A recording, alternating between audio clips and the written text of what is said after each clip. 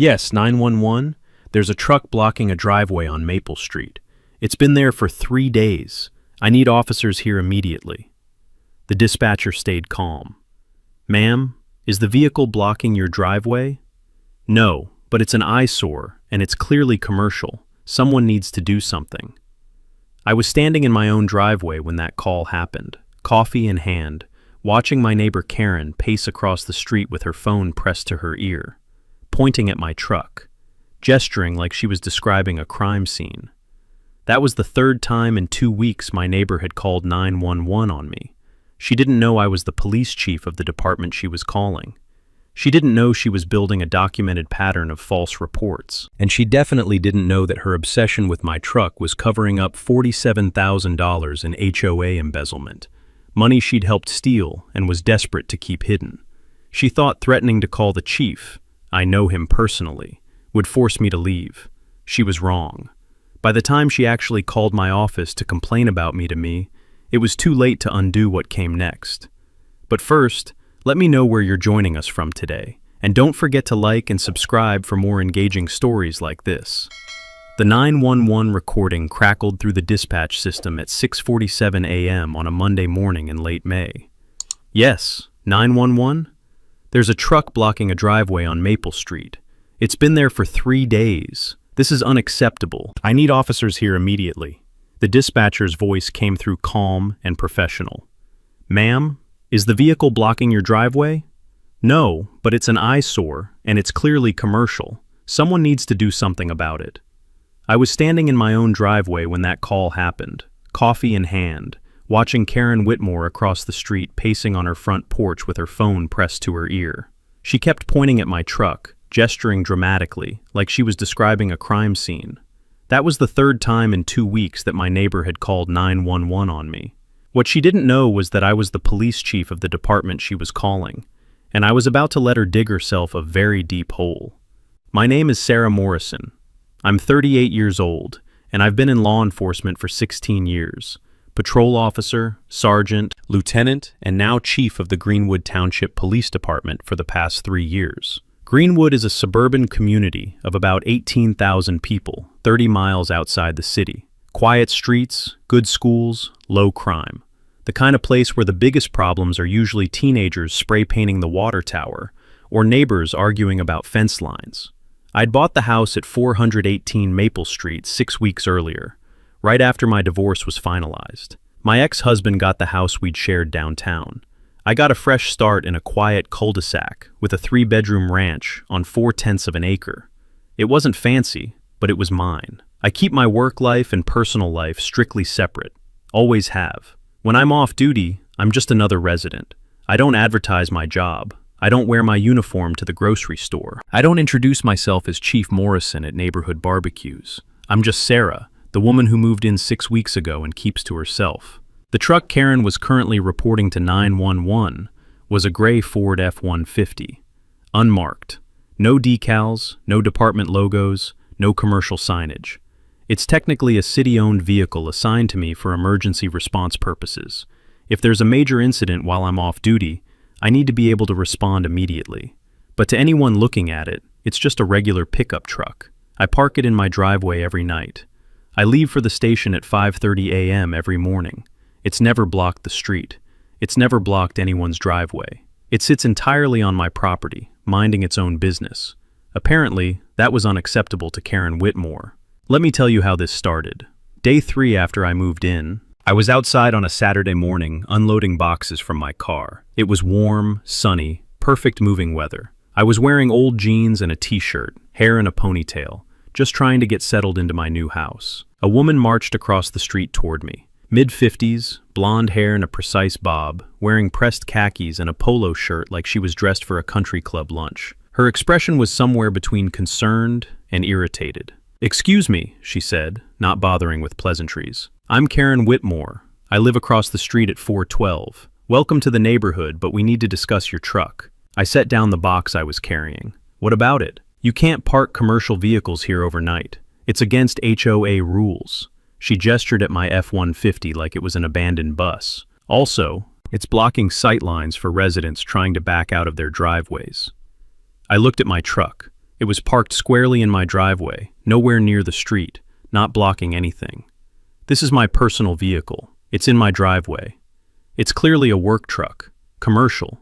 The HOA bylaws are very clear. You'll need to park it elsewhere or face fines. I kept my tone neutral. I'll review the bylaws. Thanks for the welcome. She didn't leave. She stood there, arms crossed, like she was waiting for me to immediately promise to move the truck. I'm also the HOA secretary, she added. I take community standards very seriously. We've worked hard to maintain property values here. I'm sure you understand. I do. Have a good day, Karen. She finally left, but not before giving my truck one more disapproving look. That night, I pulled out the HOA bylaws I'd received during the home purchase process. I'm careful about these things. 16 years in law enforcement teaches you to read the fine print. I found section 12.3, the part about vehicles. It said, commercial vehicles used for business operations, including but not limited to delivery trucks, construction equipment, landscaping trailers, and company-branded vehicles with commercial signage, may not be parked overnight on streets or in driveways visible from the street. I read it 3 times. My truck didn't meet any of those criteria. It wasn't a delivery truck or construction equipment. It had no commercial signage. It wasn't used for business operations in any visible way. It was an unmarked personal vehicle that happened to be city-owned. I didn't violate the rule, not even close. Specifically addresses commercial vehicles used for business operations with signage. The board interprets the rules as we see fit for the community's benefit. I felt my jaw tighten. 16 years of dealing with people who think rules don't apply to them had given me patience, but this was pushing it. I'd like to see the complaints in writing. That's not how we do things. Please remove the vehicle to avoid further issues. She hung up before I could respond. I didn't move the truck. The following Friday, there was a knock on my door around 4 p.m. I opened it to find a city code enforcement officer standing on my porch with a clipboard. Hi, I'm Officer Dave Chen with Code Enforcement. We received a complaint about an abandoned vehicle at this address. I almost laughed. Abandoned? I drive it every day. Dave looked past me at the truck in the driveway. He walked over, inspected it, checked the registration sticker on the windshield. This is clearly not abandoned. Current registration, clean, well-maintained. He turned back to me. Who filed the complaint? Probably my neighbor Karen Whitmore. She's been trying to get rid of my truck for 3 weeks. Dave made a note on his clipboard and sighed. This is the 3rd complaint she's filed this month on various addresses. We're starting to track it. There's no violation here. Sorry to bother you. No problem. Thanks for checking. After Dave left, I looked across the street. Karen was watching from her window. Week 4 was when things escalated to 911. I was at the station that Tuesday afternoon, sitting in my office reviewing budget reports, when my dispatch supervisor knocked on my door. Chief, you might want to hear this. It's about your address. She played me the recording. Karen's voice, tight with irritation. I need to report a suspicious vehicle that's been parked at 418 Maple Street for over a month. It's there every night. No one seems to live there. I think it might be drug-related. The dispatcher asked, has anyone from the vehicle approached you or caused problems? No, but it's clearly suspicious. Can you send someone? I sat back in my chair. Drug-related. She'd escalated from commercial vehicle to drug-related suspicious activity. Send officers Martinez and Cole, I told my dispatch supervisor. Tell them to handle it standard procedure. I'm just a resident. 20 minutes later, I was home, watering the plants in my front yard, when the patrol car pulled up. Officers Martinez and Cole got out. Martinez recognized me immediately. I'd promoted him to patrol officer 2 years ago, but caught himself before saying anything. Evening, he stopped, reading my expression. Evening, officer. What can I do for you? He played along perfectly. We received a report about this vehicle. Can you tell me about it? It's my truck. I live here. I park it here every night. Registration and insurance current? Yes. Martinez walked around the truck, took notes like he was conducting a real investigation, then nodded. Everything looks fine. Have a good evening, ma'am. Across the street, Karen stood on her porch, arms crossed, watching the entire interaction. Week 5 brought the second 911 call. Yes, I'm calling about a truck blocking traffic on Maple Street. It's been parked in front of a driveway for weeks, making it dangerous for children playing. The dispatcher asked if it was blocking the street or a driveway. Karen's response: "It's creating a hazard." Different officers were sent. Same result.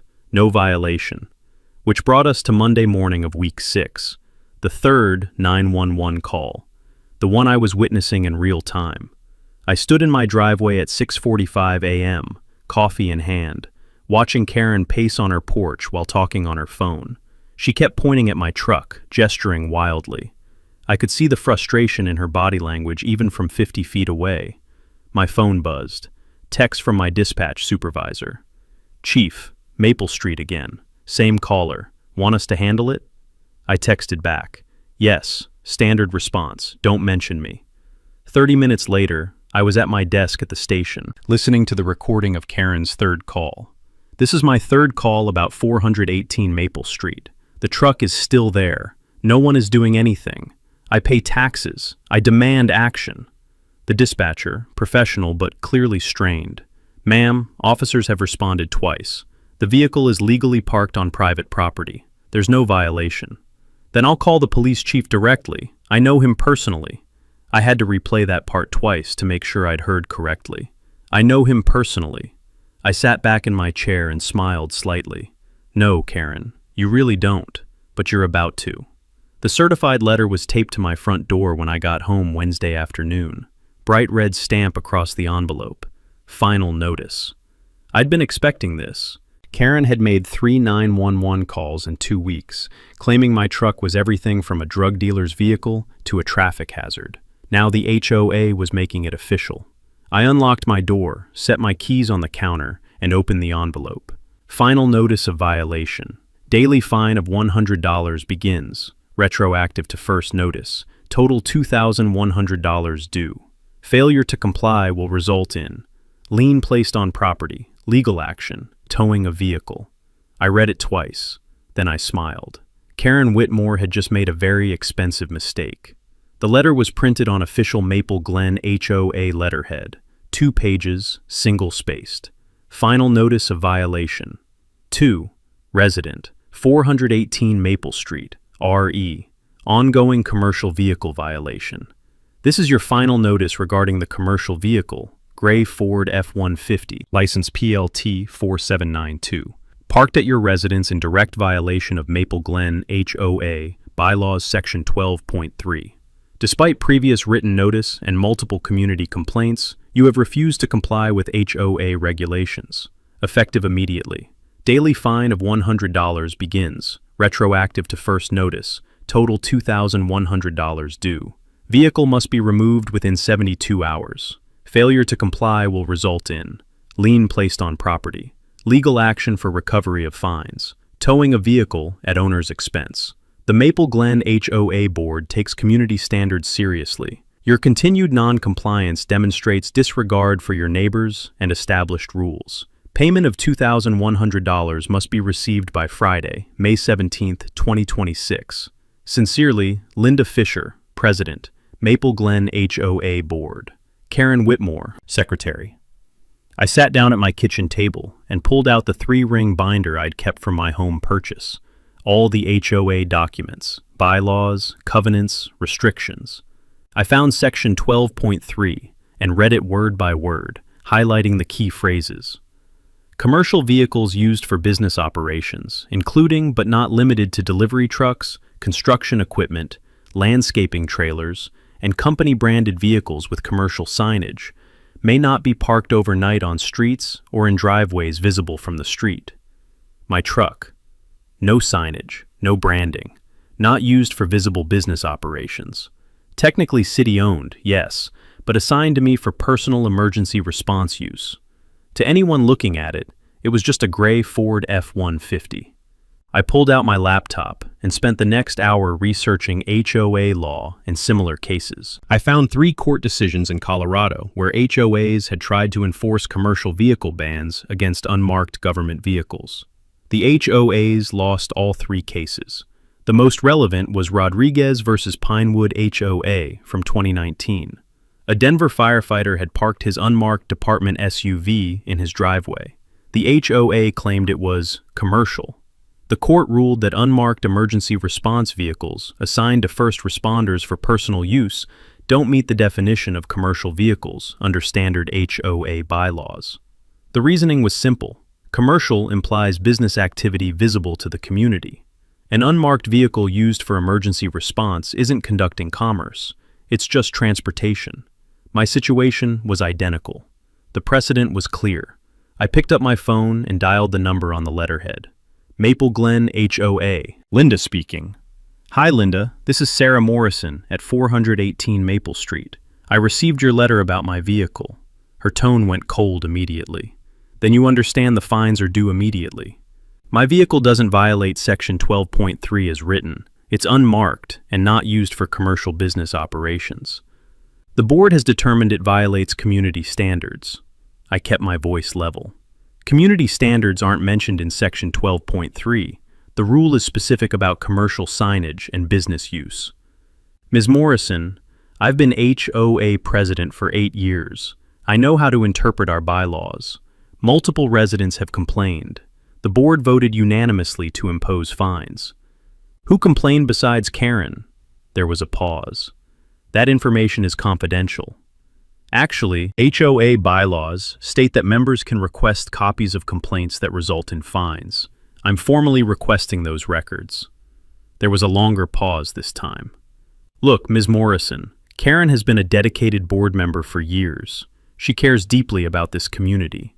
If she's filed complaints, I'm sure they're legitimate. So you're saying Karen filed all the complaints? I didn't say that. But she did, didn't she? And you approved $2,100 in fines based solely on complaints from one person?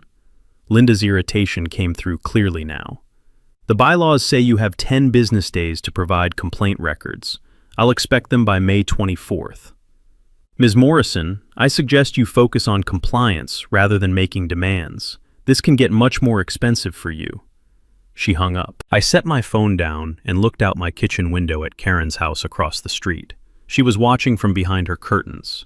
When she saw me looking, the curtain dropped.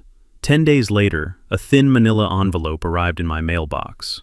Inside were 7 complaint forms, all printed on the same HOA template, all dated within the past 6 weeks. Every single one was signed. Karen Whitmore, 412 Maple Street. I laid them out on my kitchen table and read through each one. Complaint 1. Commercial truck lowering property values. Complaint 2. Vehicle creates traffic hazard for residents backing out of driveways. Complaint 3. Truck blocks sight lines at intersection. Complaint 4. Suspicious vehicle, possible drug activity. The exact language she'd used in her first 911 call. Complaint 5. Commercial vehicle violates Section 12.3 of bylaws. Complaint 6. Neighbor refuses to comply with community standards despite warnings. Complaint 7. Truck is eyesore, damages neighborhood aesthetic and property values. I sat back and looked at the complaints spread across my table. 7 separate complaints, 7 different dates, 7 different alleged violations, all from Karen Whitmore. Nobody else. Linda Fisher had told me multiple residents have complained. She'd used that phrase to justify the fines, to make it sound like the entire neighborhood was upset about my truck.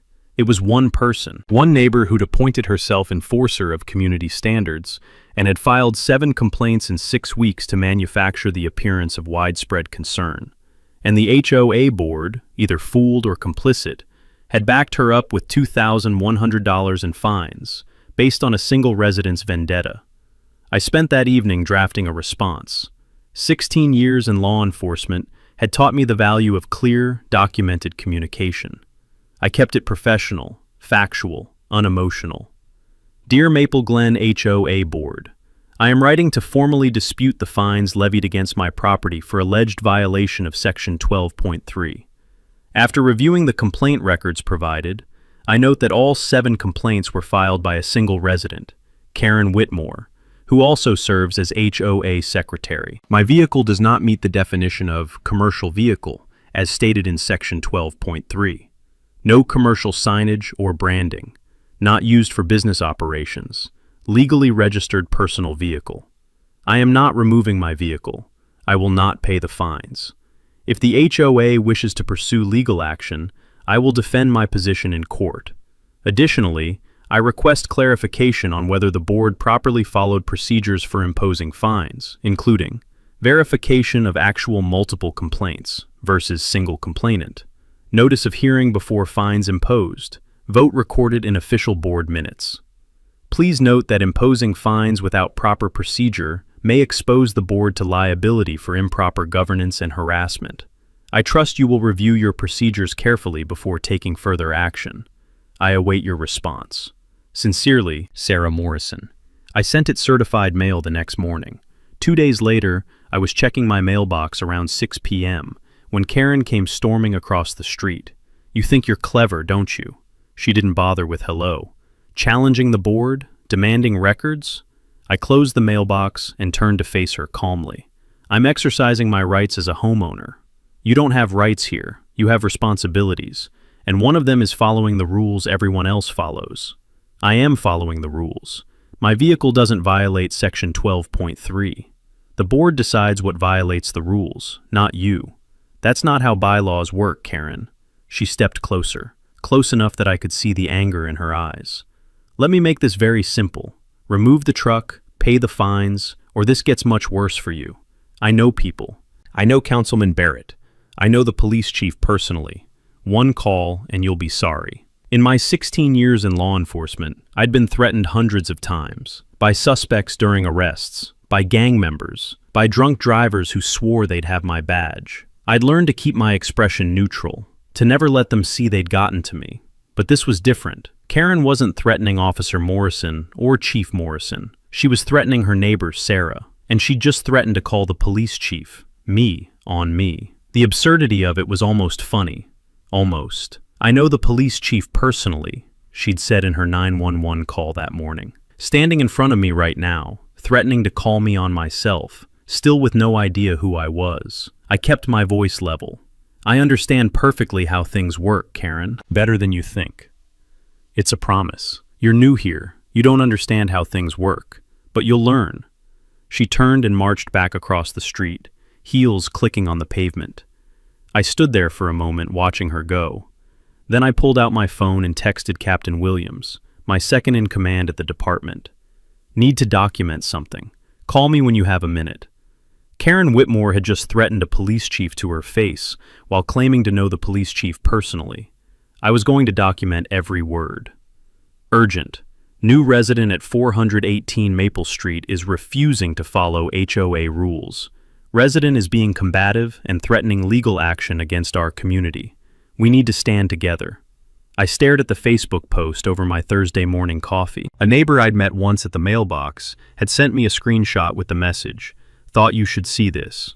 Karen had posted it the night before in the Maple Glen Neighbors group. 32 members. She was trying to rally the neighborhood against me. I read it twice, then smiled. Karen Whitmore was about to learn what happens when you harass a police chief on social media. The full post was in a group called Maple Glen Neighbors. Below her urgent message were a handful of comments. Tom Bradley, HOA Treasurer. Karen, has the board verified this is actually a violation? I'd like to see the documentation. Karen. Tom, the board voted. That's all the documentation needed. Resident number 1. What kind of truck is it? Karen. Large commercial work truck, completely inappropriate for residential area. Resident number 2. I drive by Maple Street every day. I've never noticed a problem? Karen. That's because you're not paying attention. Trust me, it's an issue. I considered my options. I could post a response, explain that my truck didn't violate the bylaws, mention the Rodriguez versus Pinewood precedent, maybe even hint at my position, but something told me not to. Karen was escalating beyond just my truck now. She was filing false police reports, manufacturing Facebook outrage, blocking HOA audits. In law enforcement, we call this letting the suspect run. When someone commits a crime, sometimes the best move is to let them keep going. Give them enough rope to hang themselves with, as my training sergeant used to say. Every false 911 call, every manufactured complaint, every lie on social media was evidence. Karen thought she was pressuring me to leave. She had no idea she was building a case against herself. I wanted to see how far she'd go, and I wanted a complete record when she got there. I texted Captain Williams. Need you to pull some records quietly. Karen Whitmore, 412 Maple Street. Any prior police interactions, complaints filed, criminal history. Don't flag it as official inquiry yet. Williams texted back 20 minutes later. Nothing in our system. No arrests, no complaints filed by her beyond the 4911 calls about your truck. Clean record. Want me to check county? Not yet. Just document the 911 calls as pattern of behavior. Thanks. Friday afternoon, my office phone rang. Dave Chen from Code Enforcement. Chief Morrison, I wanted to give you a heads up. Karen Whitmore filed another complaint about your truck, fourth one in 2 months. What's the complaint this time? She's claiming it's abandoned and leaking fluids onto the street. I almost laughed. It's not leaking anything. I drive it every day. I know, Chief. I'm documenting this as harassment at this point. She's filed 4 complaints in 8 weeks, all baseless. That's a clear pattern. Appreciate the documentation, Dave. For what it's worth, Chief, I think she's trying to bully you out of the neighborhood.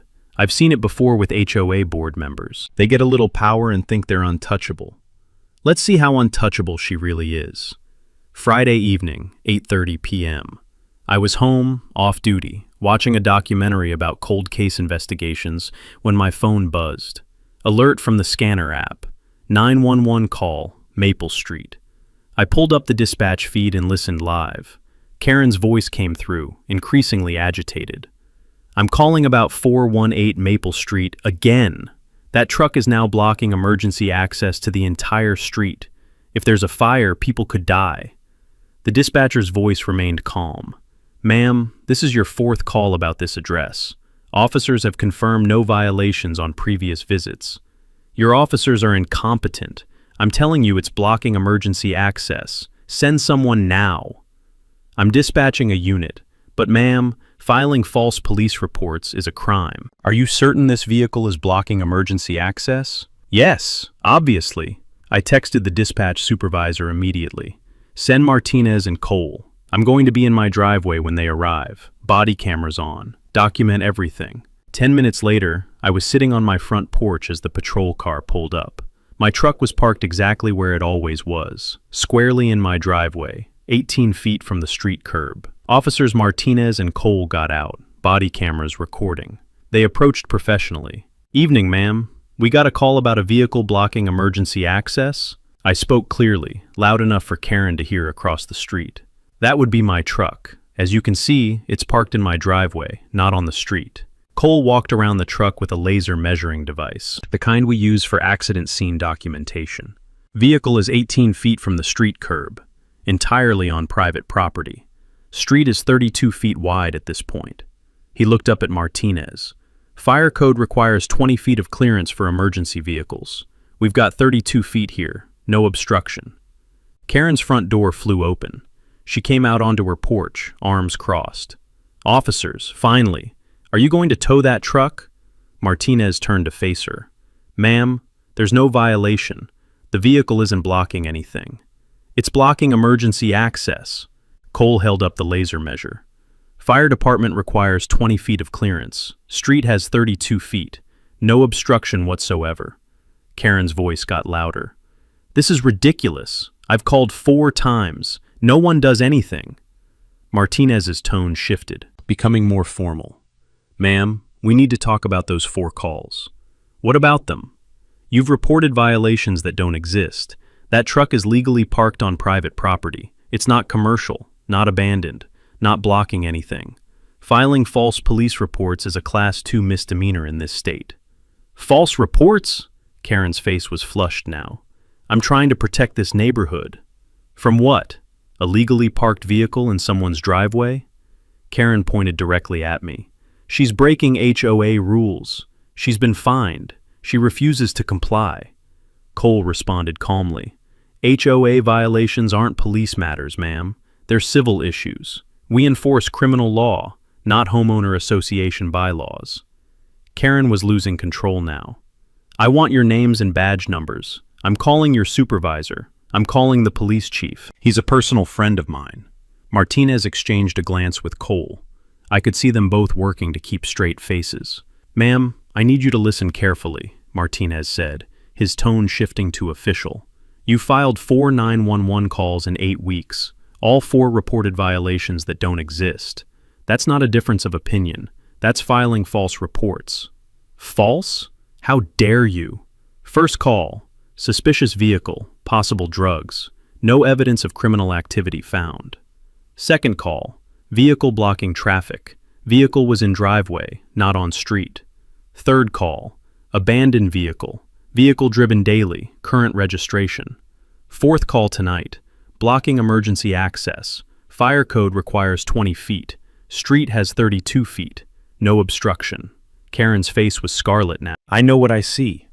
"Then you're seeing something that isn't there. And continuing to call 911 about it is a crime. Class 2 misdemeanor, punishable by up to 120 days in jail and a $750 fine. You can't threaten me. I'll have your jobs. I'll call the chief." Martinez pulled out his business card and walked up to her porch. He handed it to her. "Here, the station number's on the front. Ask for Chief Morrison. Tell her Officer Martinez suggested you call." Karen snatched the card. "I will, tonight." "Looking forward to it," Martinez said. Karen stood there for a moment, breathing hard, then turned and stormed back inside. Her door slammed loud enough to echo down the street. After she was gone, Martinez approached me. "Chief, I think we need to document this as a harassment pattern." "Agreed. Send me the body cam footage from all 4 calls. Let's build a complete file." Cole joined us. "Mind if I ask why you're not pressing charges yet? She's clearly filing false reports. Because I want to see if this is just about my truck or if there's something bigger going on. Something feels off about how aggressive she's being. People don't usually get this obsessed over a neighbor's vehicle unless there's another reason." Saturday morning, there was a knock on my door around 9 a.m. I opened it to find a man in his early 50s, graying hair, wearing weekend casual clothes, jeans and a button-down shirt. "Hi, I'm Tom Bradley. I'm the HOA treasurer. I live 2 streets over on Oak. Can we talk?" "About my truck?" "Actually, about Linda and Karen." I gestured to the porch chairs. We sat. Tom got right to it. "I voted against the fines on your truck. So did one other board member, Jennifer Chen. It was 3-2. Linda, Karen, and Mark Davis voted to impose the fines." "Why are you telling me this?" "Because I don't think this is really about your truck. I think Linda and Karen are using you as a distraction." "From what?" Tom looked uncomfortable, like he was about to say something he'd been holding back for a long time. "From the HOA finances. I'm the treasurer, but Linda approves all expenses as president. I've asked for full access to the accounts multiple times over the past year. She always has excuses. The bank portal's down. She'll get me the password next week. The statements are at her house." "That's unusual." "Last year I proposed an independent audit at a board meeting. Just a standard review by a CPA firm to make sure our books are clean. Linda and Karen voted it down immediately. They said it was an unnecessary expense and that my proposal showed I didn't trust the board." "What do you think is happening?" Tom hesitated. "I think money is missing. I see the deposits from HOA dues. Those come through me. But I only see some of the expenses. Linda has sole signature authority on the checking account. She approves payments, signs checks, handles vendor contracts. I'm treasurer in name only. Our annual budget is about $85,000. I can account for maybe $60,000 in legitimate expenses. The other $25,000? I have no idea where it goes." "Give me an example," I said. Tom pulled out his phone and showed me a screenshot. "Last year, the HOA paid $12,000 to a company called Greenscape Services for pool maintenance. I looked them up. No business license in Colorado, no website, no phone number that works. I asked Linda about it. She said it was a contractor Karen recommended." "Did you ever see anyone from Greenscape at the pool?" "Never. And our pool doesn't need $12,000 in maintenance. It's a basic community pool. The regular maintenance company charges $4,000 a year total. So $8,000 to a company that doesn't exist. At least. There are 3 other payments like that. Different company names, same pattern. No legitimate business behind them. Total of about $25,000 over 2 years. Over how long has this been happening? At least 2 years, maybe longer. Could be $50,000 or more missing. I sat on my porch for a long time after Tom left, watching the street. Then it all clicked into place. Karen wasn't obsessed with my truck because of HOA bylaws or community standards. She was obsessed with me because I was doing exactly what Tom had tried to do, asking questions, demanding records, challenging board authority. Tom had proposed an audit and gotten shut down. I'd demanded complaint records and gotten them, proving Karen was the only complainant. Karen had seen what I did and panicked. If I could successfully challenge the board on truck violations, what else might I challenge? What if I started asking about finances? What if I supported Tom's audit proposal? So she'd escalated. More complaints, false police reports, Facebook campaigns, anything to make me the problem, to pressure me into leaving or at least backing down. She'd turn me into a distraction from the real issue. Where was the HOA's money going? And she had no idea that the person she was harassing was the one person who could trace missing money, document fraud, and build a criminal case. This wasn't about my truck anymore. It never really had been. I pulled out my phone and texted Captain Williams. Remember that HOA situation? It just got more interesting. We might need to loop in the state regulatory board. Williams texted back. What'd you find? Possible embezzlement. HOA treasurer thinks money's missing. Board shut down his audit request. I think my neighbor's harassing me to keep attention off the finances. Want me to make some calls? Not yet. Let me gather more information first, but start looking into what the process is for reporting HOA financial irregularities to the state. I looked across the street at Karen's house. She was watching from her window again, expecting this call since Friday night, when Martinez handed her his business card. This is Chief Morrison. How can I help you? Oh, good. My name is Karen Whitmore. I'm calling about a very serious situation on Maple Street. A resident has been harassing the neighborhood, and your officers have repeatedly refused to... Karen Whitmore, from 412 Maple Street? There was a pause. Yes. How did you know my address? The resident you're calling about. That's 418 Maple Street, correct? Yes. Finally someone who's paying attention. This woman has been parking a commercial truck. That's my address, Ms. Whitmore. Silence on the other end. Complete, absolute silence. Ms. Whitmore, are you still there? Her voice came back smaller, uncertain. Your address? Yes, I'm the resident you filed 7 HOA complaints against. The resident you've called 911 on 4 times. The resident whose truck you've claimed is commercial, abandoned, suspicious, drug-related, blocking traffic, and blocking emergency access. I could hear her breathing on the other end of the line.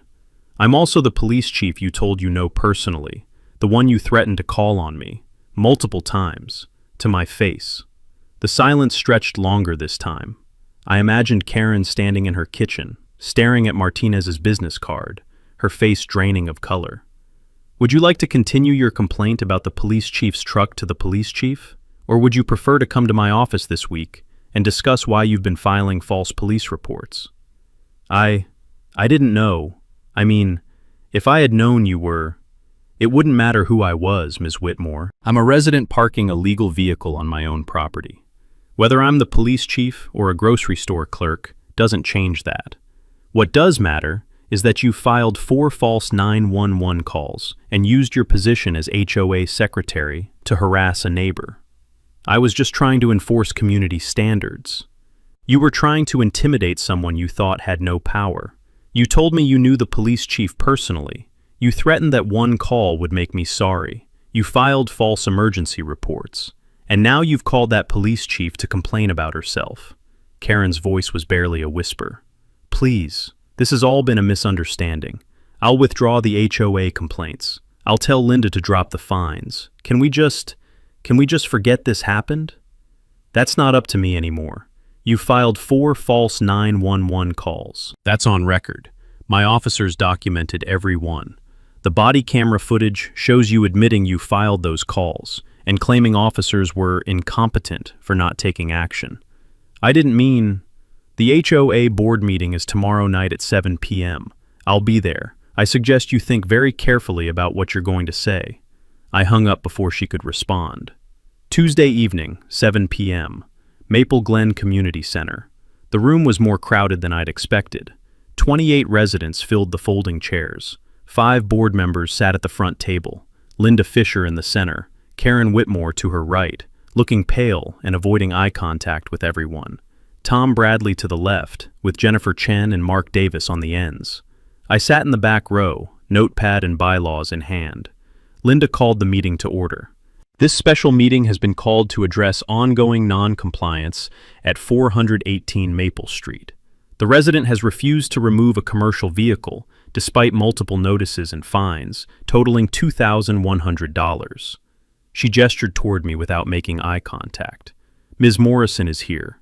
We hope to resolve this matter tonight.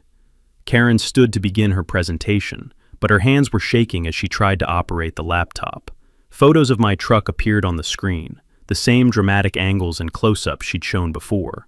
This commercial vehicle has been parked. She trailed off, glancing at me nervously.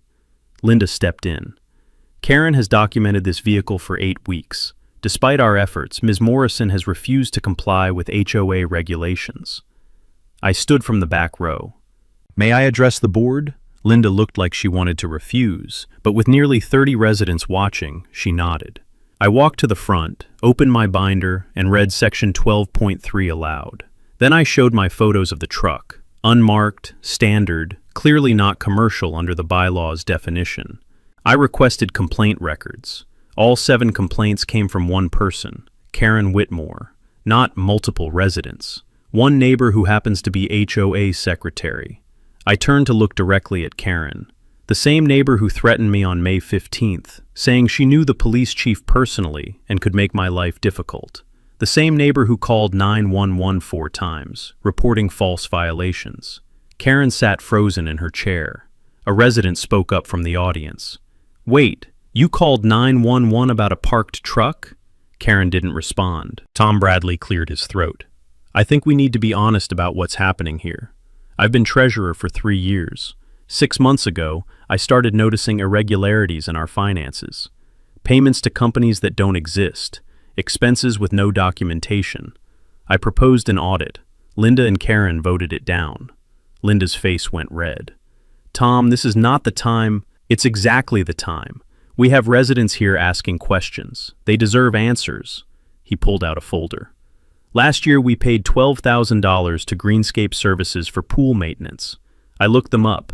No business license, no website, no working phone number. Our actual pool maintenance costs $4,000 per year. Murmurs spread through the room. There are 3 other payments like that, total of about $25,000 over 2 years, paid to companies that don't exist. Linda stood abruptly. This is completely inappropriate. Tom, you're out of order. Where's the money, Linda? Tom's voice was firm. Where did $25,000 go? I don't have to answer to you. You have to answer to all of us. We elected you to manage our money, not steal it. The room erupted. Residents were talking over each other, demanding answers. I pulled out my badge wallet and placed it on the table in front of Linda and Karen. The room went quiet. My name is Chief Sarah Morrison. I'm the police chief of Greenwood Township. I'm also the resident at 418 Maple Street that Karen Whitmore has been harassing for 2 months. Karen's face had gone completely white. Ms. Whitmore called my office yesterday, claiming she knew me personally and demanding action against a resident who refused to follow rules. That resident was me. She had no idea she was complaining to the person she was complaining about. I looked around the room. Ms. Whitmore filed 4 false 911 calls, claiming my vehicle was involved in drug activity, blocking traffic, abandoned, and blocking emergency access. None of those claims were true. All 4 calls are documented. All 4 constitute filing false police reports. I turned to Tom. Mr. Bradley has provided me with preliminary evidence of financial irregularities in this HOA's accounts. Based on that information, I've contacted the Colorado HOA Regulatory Board. They'll be conducting a full audit. Linda tried to speak, but no words came out. This meeting is adjourned, I said. Ms. Fisher, Ms. Whitmore, you'll be hearing from state investigators within the week. I suggest you retain legal counsel. The parking lot cleared quickly after that. Most residents left in shocked silence. A few stopped to shake Tom's hand or thank him for speaking up. Karen sat in her car for 10 minutes, gripping the steering wheel before finally driving away. Tom approached me as I reached my truck. "Thank you. I've been trying to get someone to listen for months. You did the hard part. You documented everything and didn't give up. What happens now?" "State investigators will audit the books. If they find evidence of embezzlement, they'll refer it for criminal prosecution. My guess? Linda's been stealing and Karen either knew or helped cover it up. And the false police reports? I'll be filing charges tomorrow." Karen admitted in a recorded phone call to my office that she filed those reports. She'll be charged with 4 counts of filing a false report. Tom looked across the parking lot at the community center. "I never thought it would go this far. I just wanted to know where our money was going. Sometimes asking the right question is all it takes to bring everything down." I drove home and parked my truck in my driveway, the same spot it had been for 10 weeks. My phone buzzed. Text from Captain Williams. "Heard about the board meeting. You finally told her?" I texted back. "She called me this morning to complain about me. To me, it was perfect." "How'd she take it?"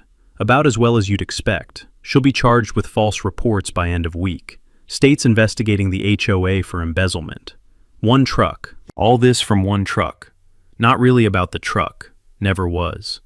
I sat on my porch with coffee, looking across the street at Karen's dark house.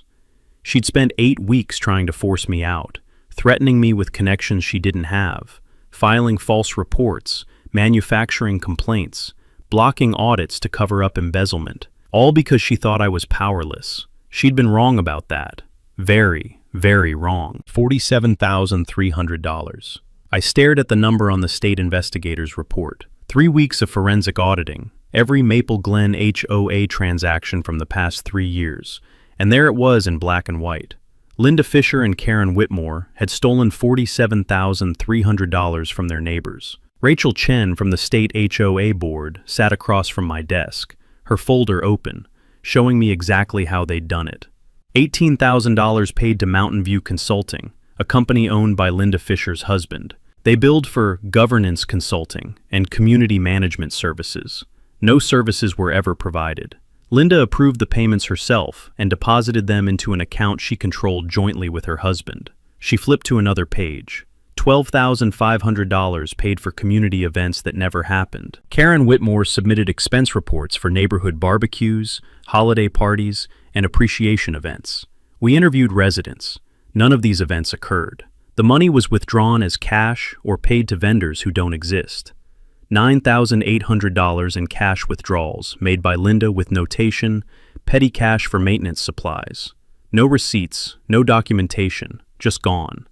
$7,000 in duplicate vendor payments. Linda would pay the legitimate vendor, the landscaper, the pool company, then submit a second payment to a fake company with a similar name and pocket the difference. $47,300 stolen from 85 households over 26 months. That was $557 per family. Some of those families were retirees on fixed incomes. Some were young couples saving for their kids' college. And Linda and Karen had been treating the HOA account like their personal ATM. "What's Karen's involvement?" I asked. Rachel pulled out copies of email exchanges. She co-signed 70% of the fraudulent checks. She submitted the fake event expense reports herself. And look at this. She showed me an email chain from 14 months ago. Tom Bradley to board. "I'm requesting full access to HOA bank accounts to complete quarterly treasurer's report." Linda Fisher. "Access isn't necessary. I can provide summaries." Karen Whitmore. "Tom, Linda has this under control. Your micromanaging is becoming disruptive." Another email, 6 months later. Tom Bradley. "I'm formally proposing independent audit per bylaws Article 9. Karen Whitmore to Linda, separate thread. "Tom is asking about the consulting payments again. We need to shut him down." Linda. "I'll handle it at the board meeting." Rachel looked up at me. Karen knew. She wasn't just negligent. She was actively helping Linda cover it up and blocking Tom's oversight attempts. "Can you prove it in court?" "Easily. We have the emails. We have her signature on fraudulent checks. We have her fake expense reports. She's facing embezzlement charges whether she cooperates or not. After Rachel left, I forwarded her findings to the county prosecutor with a recommendation for charges. 2 days later, both Linda Fisher and Karen Whitmore were formally charged.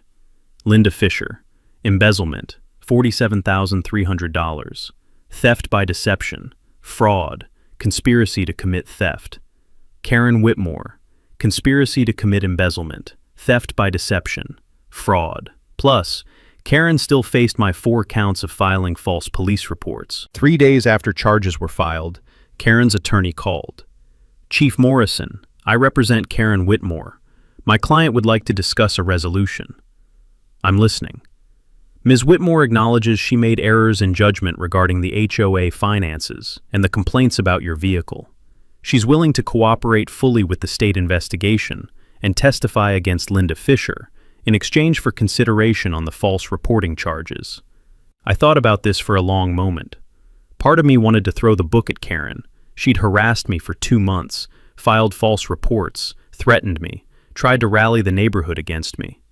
But another part of me, the part that had been doing this job for 16 years, knew that justice wasn't always about maximum punishment. Karen's testimony would lock Linda away for years. The community would get answers, and Karen would still face consequences. Criminal record, probation, restitution, permanent ban from HOA service. Was that enough? Maybe not, but it was justice. "The false report charges stand," I said, "but I'll note her cooperation when the prosecutor reviews the case. If she testifies truthfully against Linda, the prosecutor may offer a plea deal." "Thank you, Chief. That's all we're asking." Karen took a plea deal 2 weeks later, guilty to 1 count of conspiracy to commit embezzlement and 1 count of filing a false police report. In exchange, she'd testify against Linda at trial. Her sentence? 18 months probation, $15,000 restitution to the HOA, 200 hours community service, permanent ban from any HOA board position in Colorado. No jail time as long as she complied with probation terms. But the criminal record would follow her forever. Background checks would show conspiracy to commit embezzlement and filing false police reports. Any future employer, any future volunteer position, any future housing application would see those convictions.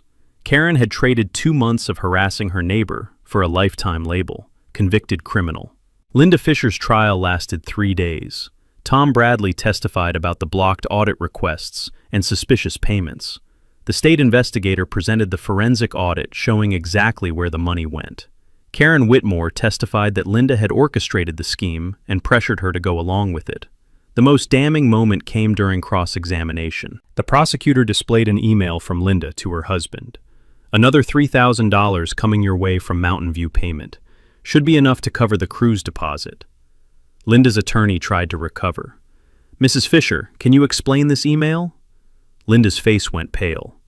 That was about legitimate consulting work. Your husband's company has no business license, no tax returns showing income, no contracts, no invoices except the fake ones you created. What consulting work did he do?" Silence. "Mrs. Fisher? I don't remember." The jury deliberated for 90 minutes, guilty on all counts. Sentencing: 3 years in state prison, $47,300 restitution to the HOA, 5 years probation after release, permanent ban from serving on any HOA or nonprofit board. Linda's husband filed for divorce 2 weeks later. On a Saturday morning, 3 months after the board meeting, I was washing my truck in the driveway when I noticed the moving truck across the street at Karen's house. Movers were loading furniture in boxes. A "for sale" sign stood in the front yard. Karen came out carrying a small box. She saw me washing my truck, the truck that had started everything, and froze. For a moment, we stood there on opposite sides of the street. The police chief and the disgraced HOA secretary, the harassed neighbor and the convicted criminal. I raised one hand in a neutral wave. Not friendly, not hostile, just acknowledgement. Karen's face crumpled. She set down the box, covered her face with both hands for a few seconds, then picked up the box and hurried back inside. She didn't come out again while I was there. That evening, my phone buzzed. Text from Tom Bradley. Board voted to formally apologize for the truck situation. Letter going out to all residents next week, acknowledging we were wrong. Thought you should know. I texted back. Appreciated. Tell the board no apology needed. They didn't know what Linda and Karen were doing. They fixed it once they learned the truth. That's what matters. It was true. The board, minus Linda and Karen, had been victims too. They'd trusted their president and secretary, and that trust had been weaponized against the community. Tom had been trying to expose the fraud for a year and gotten shut down at every turn. Jennifer Chen and Mark Davis had voted for the fines because they'd believed Karen's lies about multiple residents complaining. They weren't the problem. Linda and Karen were. And Linda and Karen had been dealt with. I sat on my porch that evening, looking at my truck in the driveway. Clean, gray, unmarked. Just a Ford F-150 parked where it belonged. I thought about that Saturday morning 4 months ago. Day 3 after moving in, unloading boxes, hair in a ponytail, just trying to settle into my new house. Karen had marched across the street. "You can't park commercial vehicles here. I'm the HOA secretary. I take community standards very seriously." She'd stood there with her arms crossed, waiting for me to comply, absolutely certain I'd fall in line. If she'd just walked away after I said, "I'll review the bylaws," none of this would have happened. No fines, no false reports, no embezzlement investigation, no criminal charges, no moving truck. But she'd kept pushing, and pushing, and pushing, until she pushed against someone who pushed back. She'd been absolutely certain I was powerless. She'd been wrong. 1 year after Karen Whitmore first marched across my street to complain about my truck, I received an unexpected email. Subject line, "Thank you from Riverside HOA." The email was from an HOA president in a town 60 miles away. They'd read about my case in the news. Their treasurer had been raising concerns about missing funds for months. The board had been ignoring him, until they saw what happened to Linda Fisher. "Your case gave our treasurer the courage to push for an audit," the email read. "We found $31,000 in embezzlement. Our president resigned and is now facing charges. Thank you for showing us what accountability looks like." It was the 7th email like this I'd received in 12 months. The HOA police chief story had gone viral beyond anything I'd expected. National news coverage, legal blogs analyzing the case, HOA reform advocates using it as a teaching example in seminars across the country. The Colorado legislature was debating a bill requiring independent audits for all HOAs managing budgets over $100,000. The media had nicknamed it the Fisher Accountability Act. A law professor from Denver University had called me 2 months ago. "Would you be willing to testify before the state legislature about HOA oversight and the need for financial transparency?" I'd declined. I'd done my job. The system had worked. I didn't need to be the face of HOA reform. But the story kept spreading on its own. Karen's 4911 calls had become a training example used by dispatch centers across Colorado. This is what happens when people abuse emergency services for personal disputes. This is why we document everything. I'd heard through Tom that Karen had moved to a small mountain town 2 hours away. She'd applied for jobs at 3 different nonprofits, organizations where her community leadership experience as HOA secretary should have been valuable. All 3 rejected her after background checks showed conspiracy to commit embezzlement and filing false police reports. She'd eventually found work as a cashier at a hardware store, minimum wage, no leadership positions, no volunteer opportunities that required background checks. The criminal record followed her everywhere. Tom had run into her at a grocery store 6 months ago. She'd seen him, turned pale, and left her cart in the middle of the aisle to avoid talking to him. She looked smaller, Tom had told me, broken, like she'd aged 10 years and 6 months. I felt no satisfaction hearing that. Karen had faced consequences for her actions. That was justice. But I didn't need her to be destroyed. I just needed her to stop harassing people and abusing power. That had happened. The rest was just her living with choices she'd made.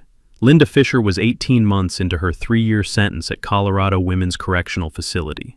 According to the state corrections website, her earliest possible parole date was 14 months away. Her ex-husband had remarried. Her former house, 3 streets over from mine, had been sold to pay restitution. The new owners were a young couple with twin toddlers. They'd knocked on my door to introduce themselves 6 months ago. friendly and completely normal. No drama, no complaints about my truck. Linda's restitution payments came automatically from her prison wages, $50 per month. At that rate, she'd finish paying back the $47,300 in approximately 78 years. She was 53 years old. The HOA had recovered most of the stolen money through asset seizures, Linda's retirement accounts, the equity from her house, her savings. The remaining balance would likely never be fully repaid, but at least she was paying something, and at least she was in prison. Maple Glen HOA had become something of a model for good governance in the state. Tom Bradley's reforms were being studied by other communities, trying to prevent what had happened to us. He'd been interviewed by a statewide HOA management magazine, How We Recovered from Embezzlement and Rebuilt Community Trust. The community had held its first honest, transparent election in years. Voter turnout, 78% of households, up from the usual 15 to 20%. 3 new board members were elected, all committed to continuing Tom's reforms. Monthly financial reports were posted online within 48 hours of any transaction. Quarterly town hall meetings now had 40 to 50 residents attending regularly, up from the 8 to 12 who used to show up before the scandal. The neighborhood barbecue last summer, a real one this time, not a fake expense report, had drawn 60 residents. Someone had made a joke about my truck being the guest of honor. Everyone laughed. The truck had become part of neighborhood lore. The truck that took down a corrupt HOA board. I'd been asked dozens of times over the past year by reporters and curious colleagues, why didn't you just tell Karen who you were on day one? The answer was simple, because it wouldn't have stopped her. It would have just made her more careful.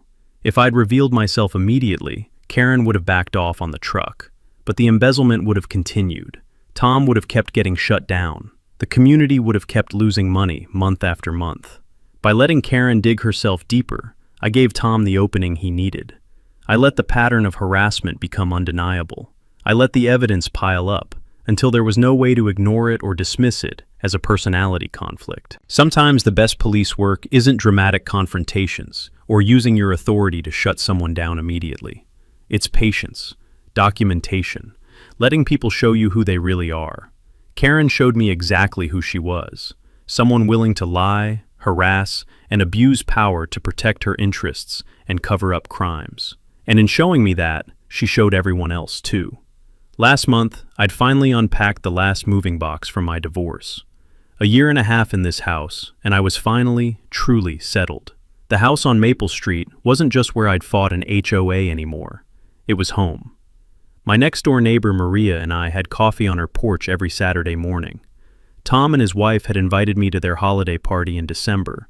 I'd actually gone and had a good time. The couple 3 doors down had asked if I'd write a letter of recommendation for their son's police academy application.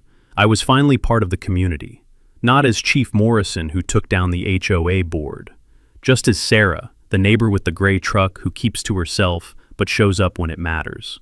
Karen had tried to drive me out. Instead, she'd forced me to become exactly what she'd feared. Someone who belonged here more than she ever did. A few weeks ago, I was washing my truck on a Saturday morning when a new family moved in across the street, into Karen's old house. A woman in her 30s walked over, hand extended, smile genuine. "Hi, I'm Rachel. We just moved in from Denver. Wanted to introduce myself and..." She paused, looking at my truck. "Wait, is this the famous truck? The one from the news story?" I laughed. "That's the one. I read about what happened when we were researching the neighborhood. You're the police chief, right?" "I am." She looked embarrassed.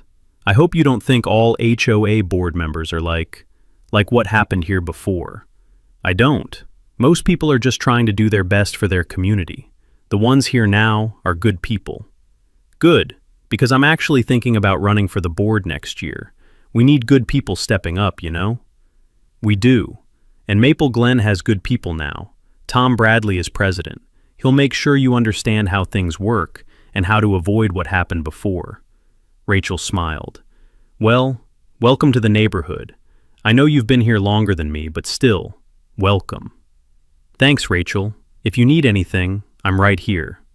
After she left, I stood in my driveway looking at the gray F-150. 1 year ago, this truck had been the center of a battle over power, authority, And who decides what belongs in a neighborhood? Now it was just a truck in a driveway where it had always belonged, and I was just a neighbor with a home where I'd always belonged. Karen Whitmore had spent 2 months trying to force me out of this neighborhood. She'd filed 7 HOA complaints, made 4 false 911 calls, imposed $2,100 in illegal fines, threatened me with connections she didn't have, rallied neighbors on Facebook, done everything in her power to make me leave. Instead, she's the one who left, and I'm still here.